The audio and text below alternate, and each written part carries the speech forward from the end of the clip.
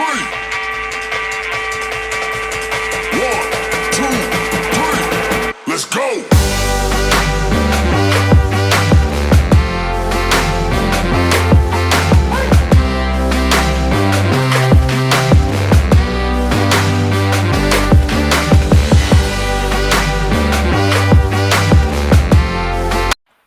All right, everybody, welcome to Teaching Crypto. This is AZcrypto and MrFOMO, and we wanted to give you guys an update. Please, as always, please hit that like and subscribe button. It greatly helps us out, deliver more and more content to you guys as we hope to build our case for 1,000 subs sooner rather than later. MrFOMO, I had a chance to speak to admin again. His name is Grayson Williams for approximately 35 minutes or so today, and got some information, but also got some stuff that I don't know is great news. So I want to start with the important stuff first. There will be 2 strato documents dropping. One will be an informational drop towards customers, giving them information about where we stand in the bankruptcy. Now, my guess would be this is going to include some type of information about how much percentage is actually available with or without the unsecured tokens. And we don't want to get into all those, but there's a lot of them. Okay. Over $80 million worth. And so what would the percentage be there? You know, the markets have been up and down. So the 35.7 now, I think we can kind of throw that away and wait for more information. So if the numbers there are correct and there's only 80 million in unsupported tokens, you're only talking about 4% if the math was correct. That is correct, but also, you know, things have changed since they did those calculations. So the other issue is, you know, and the other big document that will drop, and he didn't want to come out and say it, but there will be changes to the original plan. Hopefully it's not as radical as the last one that will have to be submitted through Strato, and customers will be able to see that for the 14th. Now, remember, customers will have to, just like Gina did, you mentioned last night, customers will have to come in and say, hey, judge, we are not okay with this. So someone's going to have to step up and challenge whatever amendments have been made to the plan that they're going to present on the 14th. You know, it was a long conversation. It got very personal, not personal in a bad way, but I'm just saying, like, I was trying to iterate the sense of urgency as creditors that we are looking for. And the part of the problem is these guys now, they are supposedly communicating daily with the SEC, but they are also, obviously, to me from this conversation, extremely, I can read between the lines, even though he didn't say it, they're extremely scared of these guys, and they're afraid to go through with the plan because of it. The issue is, I explained this to him, you guys took on this role knowing that you were dealing with crypto. And the fact that the SEC has been, it's not like the SEC just got involved a couple days ago. And so you guys knew that your job was to go through and implement what the judge had said was okay. And what the SEC, by the way, said, we're not going to stand in the way. You knew that when you took because no one forced you to become plan administrator, correct? He said that's correct. So you guys did this by choice. And when you guys took this on, you guys took on an immense responsibility. It wasn't just about making money for your law firm. It was about a lot of other stuff, including making creditors, giving them some relief quickly. And to say that it got personal and that he understood, it really, the proof is in the pudding. I mean, if he understands where we're at, then, you know, the best case scenario is for him to administer the plan. Or well, I don't know if he's a decision maker. Again, this is not Paul. Right. This is someone that works with Paul. I don't know if he's a decision maker, to be honest. At the end of the day, right now they are formulating a plan, and it will hit in the next few days. When, we don't know, but it has to hit at least, I believe, 24 hours before the 14th, because you have to give the debtors a chance to respond if they decide that they want to respond. And I sure hope that information includes a lot of numbers. I want to be able to dive into that and Yeah, and do the so calculations for myself to make sure that he everything is on the up specified and up. he specified there would be 2 different documents, one informational and what I said was, listen, since our last conversation, you guys still haven't communicated. I mean, for goodness sakes, you got Jason Resnick, the head of the UCC, DMing our audience members and just saying things that are just not true. And Did you say he was fraternity brothers with Steve? That guy. That's Jason what we've Resnick? been told by several people. Yeah. That would be interesting if that were true. That would be. Well, I mean, look, we are where we are. The issue is, I said, and he said that the strato document would be the best way for them to communicate. They don't seem comfortable coming on YouTube or doing a Twitter space. Now, mind you, there was a Twitter space last night where the Voyager UCC came on, even though they were supposed to deactivate the account. So it's just, and this is not the law firm acting. This is someone that had access to, Right. But it could be someone from the law. I could say it's not. It's someone with control of the account. It's someone who control the account, regardless. which at one point I want to say Paul did use to go on a space before. I'm not saying it was him last night. Now the person didn't speak, but they went on the space. And here's the thing. Use a burner account, for God's sake. Here's the thing. They are worried about themselves. He wouldn't say it, but I could gain that from the conversation. They're worried about themselves. They have cold feet about executing any plan where they give out crypto, even USDC. And this goes beyond the tokens that the SEC mentioned. They're worried about tokens that are even just part of the list that weren't even discussed, right? The ones that couldn't be transferred. So it's and he couldn't really tell me why. But again, this all stems from the idea that one day laws will be passed that the SEC will reach back and punish them. They're supposedly right now trying to get more clarification from the SEC.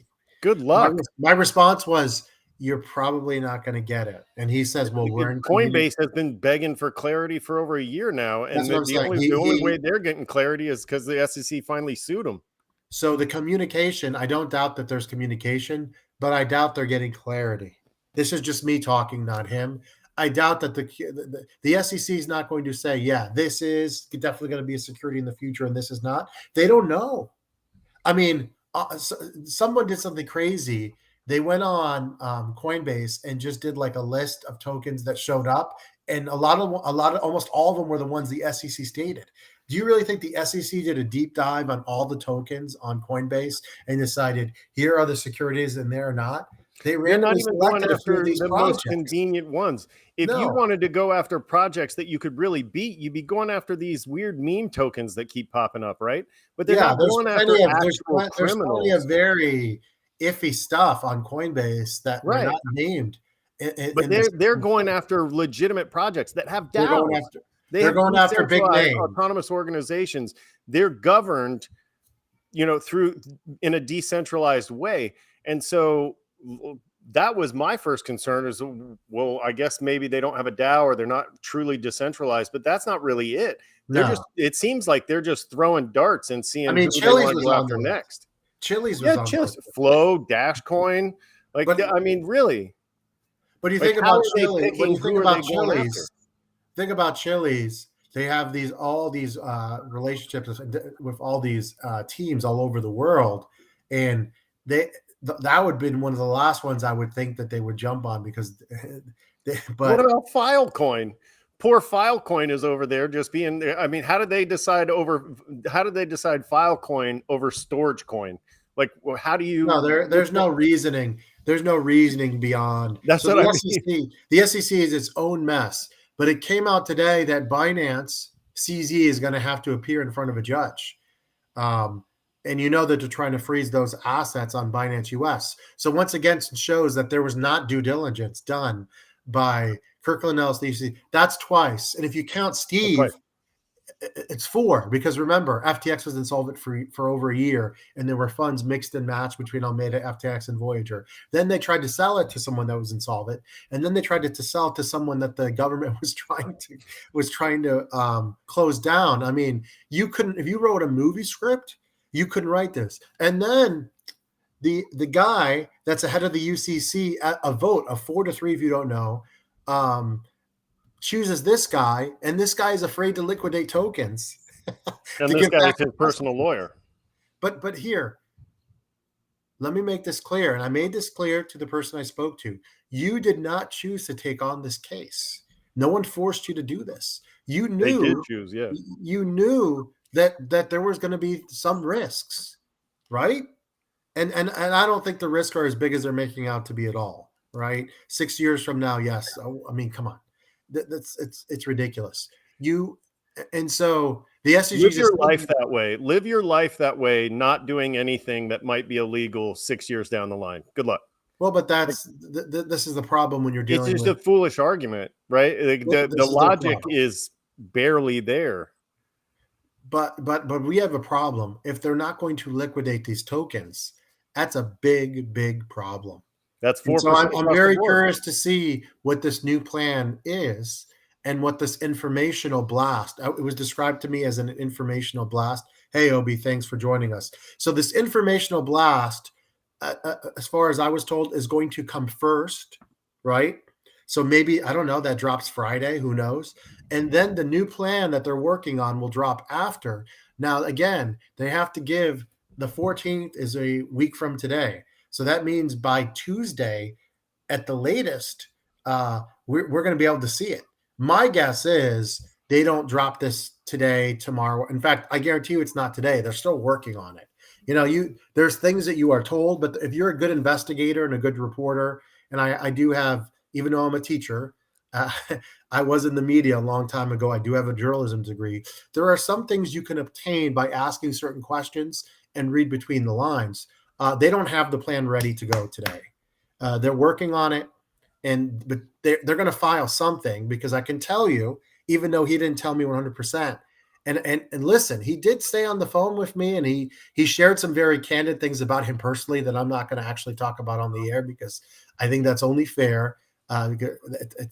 He's had some tragedy in his life, so he said that he made that claim. He really does want creditors to know that he's just not a faceless human.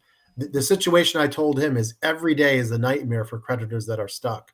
There's no cost you can put on time in life. All our time, I'm not trying to get too philosophical here, I don't care who you are, is limited. So it's already been 11 months. So every day is lost time, especially for people that could be bettering themselves with their family, trying to recover from this. Every day is lost time. So when you talk about, we might go after this third party or that third party or 3AC years from now, you're just talking about lost time that you can never get back. And they're holding out 110 million for that to pursue those things. If they don't return us 5.5%, then it wasn't worth it, right? Well, you're not going to get all the million by those old calculations was 5.5%. You're not going to get that 5.5% of my money. You better return that at least to me. Probably not, because you remember that 110 million is used for litigation. And if you're going after a big party, let's say they do go after someone, that's months and months and months, if not a year. Okay. Yeah. OB, I agree. I mean, I reiterated to him, I said, listen, I'm speaking to a lot of creditors. We just want this done and over with after Almeida and FTX is whatever the solution, whatever the resolution is, whether we get 0, whether we get close to 100 or 50, whatever the number, make it up.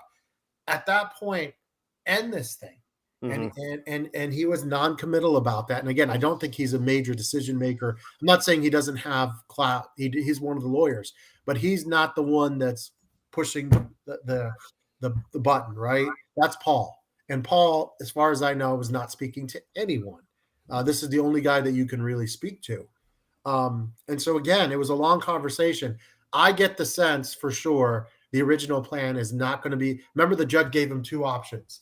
Execute the original plan and give me an update, or amend the plan slightly. Well, this is going to be their version of the amended plan. We'll see if these are small changes and big changes.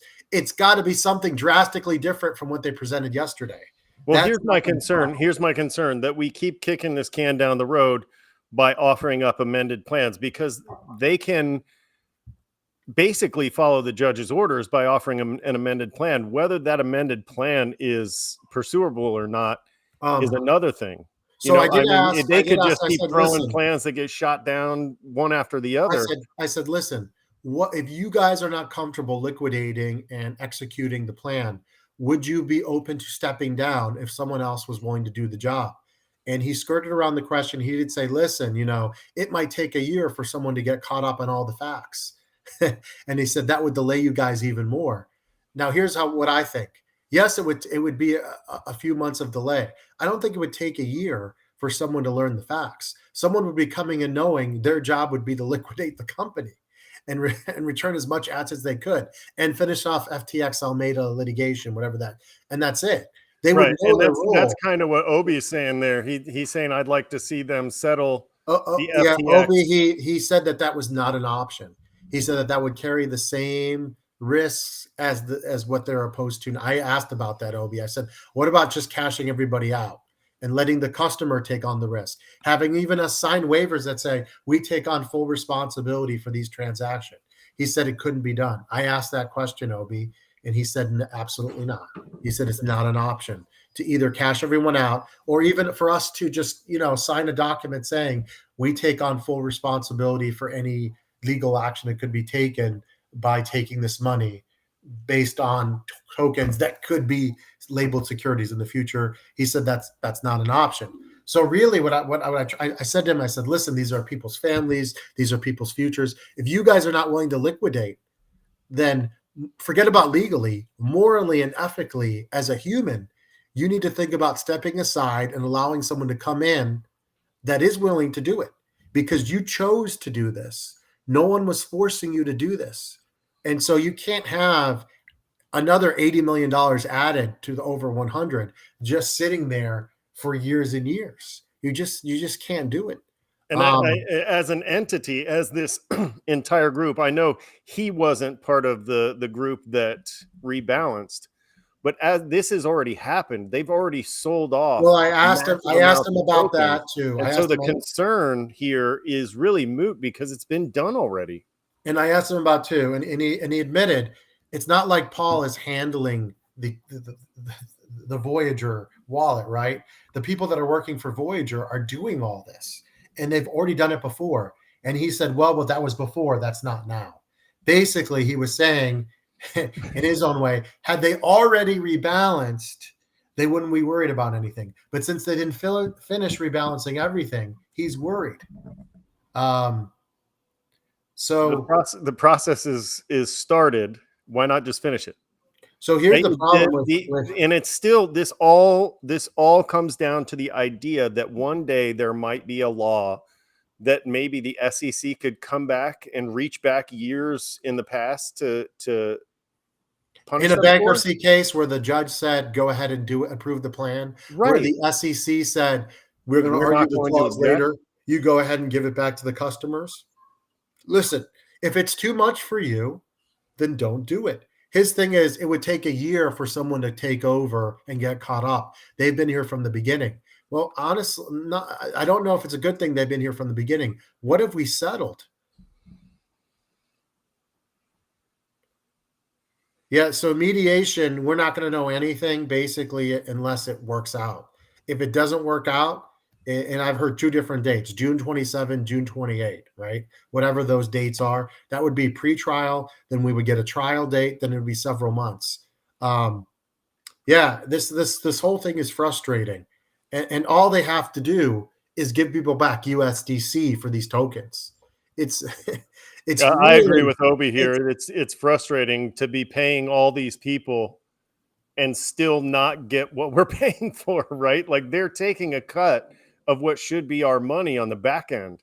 Yeah. And they're not doing what they're getting paid for. You've been paid to do a job. Do your job. That's right. You got one job. Do it. That's right. You've been ordered by the judge to do a plan, And this guy stepped in and said, well, I'm not sure I'm comfortable with our law firm doing it. Well, you took on the role as plan administrator. Don't take on a job in life when you can't execute it. And so it's going to be very interesting to see how the judge reacts on the 14th. If they come with a plan that's almost the same, I'm hoping this doesn't happen, but nothing would shock me. If they show up on the 14th with a plan almost the exact same as they presented yesterday, then at that point, I have no idea what's going to happen. Because if you're sitting around trying to soak up dollars from somebody, what's the best way to do that? You're gonna sit around and go, okay, what kind of plan can we put together that still doesn't get approved, but gets us to kick the can down the road another few weeks? I mean, there is zero incentive for these people to get all this stuff tied up and done. The longer they keep this going, the more money they make, right? Yeah. So there has to be someone somewhere. Hold somebody in contempt. So the creditors incentivize this thing, please. So the judge. So the creditors do have the option of organizing together legally and asking for the plan administrator to be removed. Now, I don't know the exact mechanisms for that, how long it would take, how a new plan administrator would be chosen. So I don't want to talk, and give information I just don't have. I know it can be asked for. Whether or not it's approved by the judge is a whole different scenario. We'll have to wait and see if we get to that point. But if this firm does not want to give any type of relief this summer because of the SEC, and there's someone else willing to step in, then all options obviously need to be explored. But hey, last thing, remember to hit that like and subscribe button. It really helps us out. We appreciate everyone that tunes in. And we'll keep you guys updated. We'll try to do more positives. There has been some good news on crypto that I want to talk about tomorrow too, but too much going on with this case. So there's two documents. Celsius creditors in a class action suit? Very little. So this is a exclusive from this channel. There are two documents that are going to be dropped. One document is going to be an informational document for us. We'll see what's in that document. Very funny comment in the chat. And then there's a another amended plan that will be given, and then creditors will have a chance to respond, just like Gina did on the last one. And those have to hit, I believe, before Tuesday. So by Monday at the latest, we should have two new documents in this case, and information on where we stand and this new plan that is going to be talked to the judge. We do need to know, though, because there was some concern that had Gina not objected, that other plan would have gone through. Yeah. If we only get that 24 hours in advance, we have to have some hero objecting within those 24 hours, right? Yeah. Yeah. Otherwise, whatever plan they present theoretically is going to go through without. Yeah. My guess is they're going to drop this, just a guess, not anything official. They're going to drop this late Friday, and we'll see it on Strato sometime Saturday afternoon or Saturday night. That would be, hopefully, that would be my that guess. would be ideal. Yeah. So yeah, we put the contact info. I think emailing the judge and sending letters to the judge is a really, really good thing. Keep doing that, because he's gonna have some power on the 14th. And if these guys try some razzle dazzle and some tricks, he can hopefully keep them accountable. Guys, please hit that like, hit that subscribe button for Mr. FOMO, the AZcrypto. You guys have a great night, and we'll see you later. See you.